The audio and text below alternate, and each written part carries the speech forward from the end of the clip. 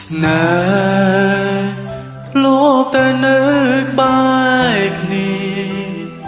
តែពេលនេះព្រួលប្រែកំព្រានៅតែម្នាក់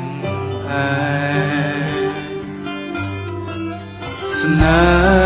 ហ៍លោកតែសើចប្រលែងតែពេលនេះចំបែព្រោះគ្មានរូបគំងាជាកំហុសបងដែលមិនខ្វល់ពីអូនតែពេលនេះទើបដឹងខ្លួនចង់ឲ្យអូនត្រឡប់វិញតើអាចទេវិលដាំស្នេហ៍ជាថ្មីបងនឹងកែប្រែវ័យធ្លាប់ធ្វើខុសដាក់ថ្លៃសន្យានឹងរូបស្រីមិនធ្វើឲ្យទឹកភ្នែកទៀតទេ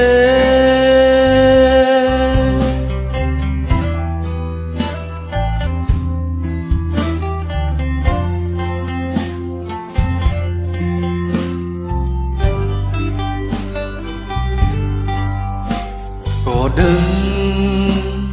អូនមិនអាចត្រឡប់ពេលនេះស្នេហ៍ត្រូវចំបញ្ឈុំរាល់ក្តីស្រឡាញ់ពេលនេះទើបដឹងខ្លួនសោកស្ដាយពេលឃ្លាតរូបឆោមឆាយចិត្តកាយហាក់ដូចកំព្រាជាកំហុសបងដែលមិនខ្វល់ពីអូនតែពេលនេះទើបដឹងខ្លួនចង់ឲ្យអូនត្រឡប់វិញតើអាចទេវិលដាំស្នេហ៍ជាថ្មីបងនឹងកែប្រែវ័យធ្លាប់ធ្វើខុសដាក់ថ្លៃ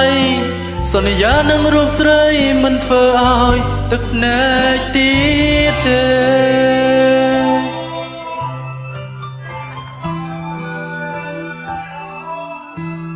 តែពេលនេះទើបដឹងខ្លួនចង់ឲ្យអូនត្រឡប់វិញតើអាចទេវិលដាំស្នេហ៍ជាថ្មីបងនឹងកែប្រែវ័យធ្លាប់ធ្វើខុសដាក់ថ្លៃសន្យានឹងរូបស្រីមិនធ្វើឲ្យទឹកភ្នែកទៀតទេ